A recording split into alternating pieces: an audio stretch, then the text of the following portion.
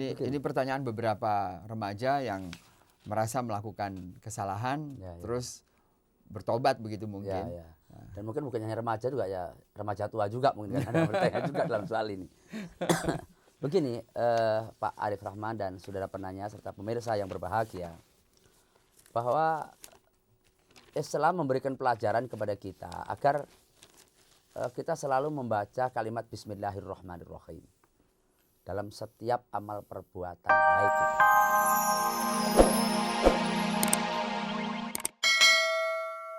Betul. Tapi insya Allah jadi kalau usaha belajar dengan rajin, kemudian berdoa dengan sungguh-sungguh, dengan bahasa hati yang betul, terutama upaya pendekatan kepada Allah diusahakan sedemikian rupa, insya Allah Allah akan terima. Karena dengan berdoa itu kita berarti juga ibadah kepada Allah Subhanahu wa Ta'ala.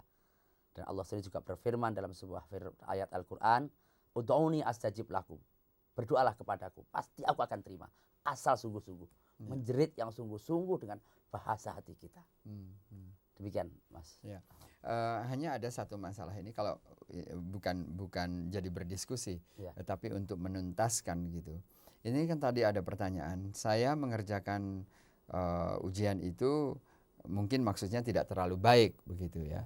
Jadi maksud Pak Kiai, kalau pada saat ini sekarang dia terus berdoa, bukan masalah lulus atau tidak lulusnya ya, tetapi pembentukan jiwa pada dirinya nanti kalau putus, memang keputusannya dia tidak lulus atau tidak diterima, dia sudah lebih siap begitu. Ya betul. Jadi proses doa itu tidak hanya untuk persoalan itu saja, bukan ya, tapi juga untuk membentuk dirinya gitu. Itu yang penting. Yang penting itu. Karena apalagi kita lihat kan sekarang dalam abad modern seperti ini, negara itu semakin modern, semakin mudah segala persoalan. Itu orang begitu menghadapi persoalan sedikit saja, terus banyak yang frustasi. Karena itu di negara-negara maju itu banyak anak-anak muda, anak-anak remaja yang pada bunuh diri misalnya. Nah malah diterangkan di Jepang itu dalam satu mass media, di Jepang itu bunuh diri sudah kayak kacang goreng. Nah kita tentu nggak ingin seperti di Jepang. Kemajuannya boleh, tapi bunuh dirinya aja jangan. Nah, salah satu di antara cara membentuknya adalah dengan berdoa tadi itu. Jadi kalau kita berdoa dalam satu persoalan itu tidak ansih untuk persoalan itu saja, tetapi juga untuk sesuatu yang lebih ke depan. Dan seperti yang saya katakan tadi, bahwa kalau ujian mau berdoa itu baik. Salah satu di antara manfaatnya membentuk jiwa kita untuk tidak sombong, untuk tidak frustasi, dan lebih dekat kepada Allah Subhanahu wa Ta'ala. Ya, terima kasih. Sekarang pertanyaan yang kedua. Saya adalah, ini bukan saya, sebetulnya ada beberapa pertanyaan. Saya dalam tanda kutip. Kemudian saya rangkum begitu beberapa pertanyaan. Ada 5 pertanyaan. Saya sebagai pemuda atau pemudi sudah terlanjur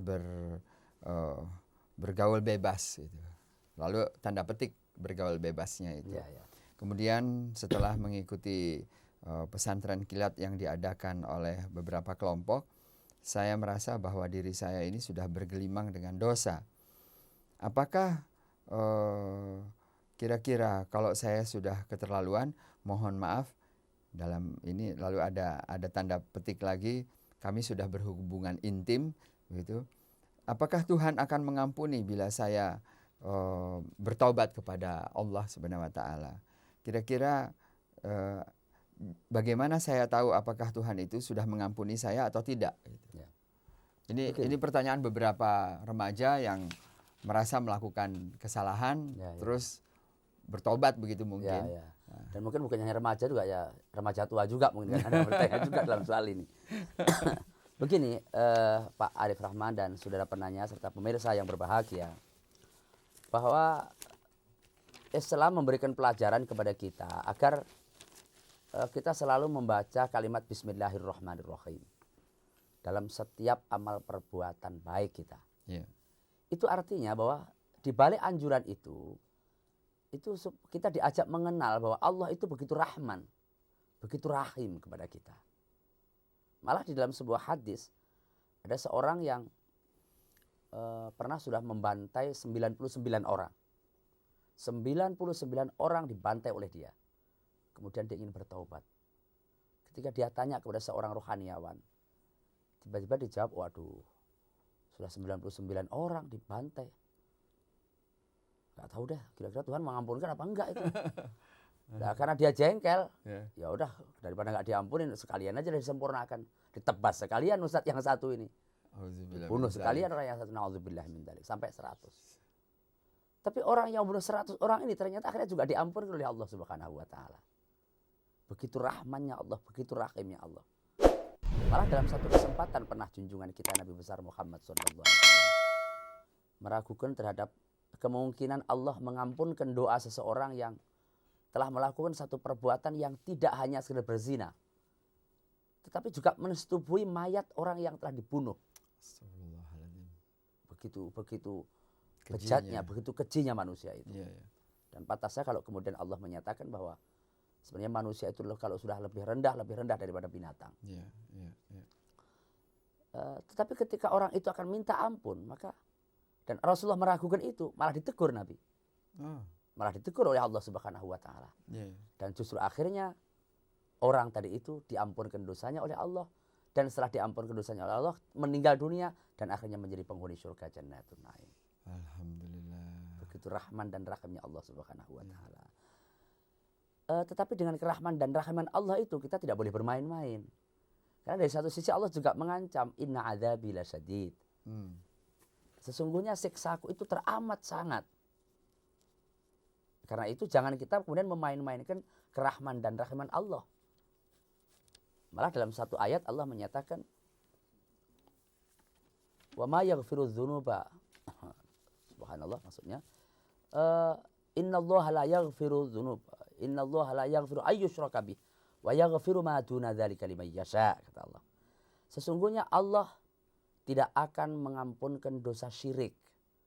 Syirik itu menyekutukan Allah dengan yang lainnya. Satu-satunya dosa yang tidak akan diampuni Allah Subhanahu wa taala. Wa yaghfiru ma duna dzalika liman yasha. Dan untuk selain syirik itu Allah masih akan mengampunkan. Wa yaghfiru ma duna dzalika liman yasha. Yaghfiru itu Allah mengungkapkan dengan bahasa fi'il mudhari'. Kata mudhari' itu kata sekarang. Dalam ilmu sastra bahasa Arab kalau ada kata mudhari' begini itu menunjukkan dilalatan 'alal istimrar. Artinya wa yaghfiru dzunuba, dan Allah selalu akan mengampunkan dzunub, kata plural di sini. Beberapa dosa, artinya sebanyak apapun dosa itu asalkan jangan musyrik saja. Masih aku ampunkan. Termasuk dosa hubungan antara laki dan perempuan yang bukan muhrim. Tetapi syaratnya harus taubat gitu. Dan jangan main-main dengan taubat gitu loh. Jangan kemudian tobat sambel. Sekarang tobat besok nyicipin lagi. Lah itu yang menjadi persoalan. Karena itu kemudian Rasulullah junjungan kita Nabi besar Muhammad SAW menjelaskan bahwa untuk tobat yang diterima itu tidak sembarang tobat. Karena Allah menyatakan ya ayyuhalladzina amanu tubu ilallahi taubatan nasuha. Yang benar-benar tobat, jangan tobat sambal tadi itu. Jadi artinya kalau sudah bertobat lalu jangan melakukan lagi. Ya bukan hanya itu saja, ada 3 syarat minimal. Yang pertama, sholat bertaubat itu dia menyesal. Menyesal akan perbuatan yang telah ia lakukan. Betul-betul dia menyesal terhadap dosa yang pernah ia lakukan. Dan dia ikrar betul bahwa dia akan kembali ke pangkuan kasih sayang Allah Subhanahu wa taala. Dan untuk itu yang kedua tidak akan mengulangi lagi. Janji ya. Janji kepada Allah. Tapi jangan janji tinggal janji loh ya. Ada janji yang benar bahwa dia tidak akan mengulangi lagi. Dan yang ketiga, dia akan mengisi sisa-sisa kehidupan yang ada itu dengan amilus sholihat. Dengan amal-amal yang sholih. Amal yang sholih itu tidak terbatas kepada ibadah makhdhah saja, tetapi juga ibadah-ibadah ammah seperti berlaku sosial kepada masyarakat, berlaku sosial untuk kepentingan agama Allah. Pendeknya dia akan mengisi kegiatan sisa hidupnya itu dengan ibadah kepada Allah Subhanahu wa taala. Allah menyatakan bahwa mereka-mereka yang melakukan amal kebajikan itu akan dapat menghapus amal-amal kejahatan yang pernah ia lakukan.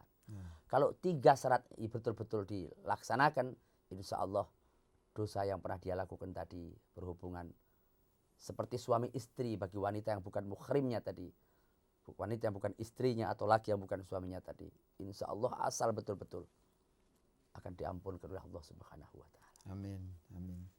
Ya, saya hanya berpikir seberapa jauh orang itu kalau sudah menikmati suatu penyelewengan gitu, terus kemudian dia memang sudah bertobat, menyesal, tidak akan mengulangi lagi, mengisi sisa kehidupannya dengan amal soleh, terjadi lagi gitu. Jadi mudah-mudahan ini lalu kembali ke relnya dengan baik gitu. Ya. Kalau kondisinya seperti yang kayak tadi itu, karena memang manusia ini sifatnya al-insan makhlul khata' wan nisyan gitu ya. Manusia ini tempatnya keliru dan tempatnya salah. Dan memang ujian kita ini terlalu berat. Selain ini setan iblis yang menggoda kita, nafsu kita ini itu dari 5 nafsu cuma 4 yang mendorong kepada perbuatan jahat, cuma 1 yang mendorong perbuatan baik. Jadi perjuangannya memang terlalu berat. Sehingga dengan demikian kemungkinan untuk melakukan penyelewengan lagi itu memang sangat mungkin. Tapi tidak boleh putus asa gitu kan. Tapi tidak boleh wala tayasu mir rauhillah. Dan jangan sekali-kali berputus asa dari rahmat Allah. Artinya bagaimana? Kalau kita melakukan penyelewengan lagi, ya cepatlah meminta ampun kepada Allah. Hanya jangan kemudian bermain-main. Niat bermain-main terhadap pengampunan Allah itu yang tidak boleh. Kalau tidak diniatkan, tiba-tiba kemudian, loh kok gini lagi misalnya, nggak sengaja kok gini lagi misalnya, ya terus cepat-cepat meminta pengampunan kepada Allah Subhanahu wa Ta'ala. Dengan demikian insya Allah Allah juga akan tetap memberikan pengampunan kepadanya. Karena tadi itu saya katakan Allah mengungkapkan dengan kalimat wa yaghfirudz dzunuba. Allah selalu akan memberikan pengampunan terhadap beberapa dosa yang dilakukan oleh umat manusia. Kecuali syirik tadi ya. Kecuali syirik tadi. Ya. Baiklah Pak Kiai. Jadi ini sebetulnya menjawab kurang lebih ada 16 pertanyaan gitu. Dan para pemirsa, kalau kita rangkum, doa itu memberikan harapan, tetapi doa itu membentuk pribadi, kemudian pengakuan kepada Allah, dan doa mempunyai nilai-nilai ibadah. Kemudian bertobat harus diikuti dengan penyesalan, janji untuk tidak mengulangi lagi, lalu mengisi sisa-sisa kehidupan ini dengan amal soleh. Insya Allah kita akan menjawab lagi pertanyaan-pertanyaan berikutnya pada saat berikutnya, dan kirimkan saja ke Hikmah Fajar RCTI Kebonjeruk, Jakarta Barat. Demikianlah, terima kasih Pak Kiai.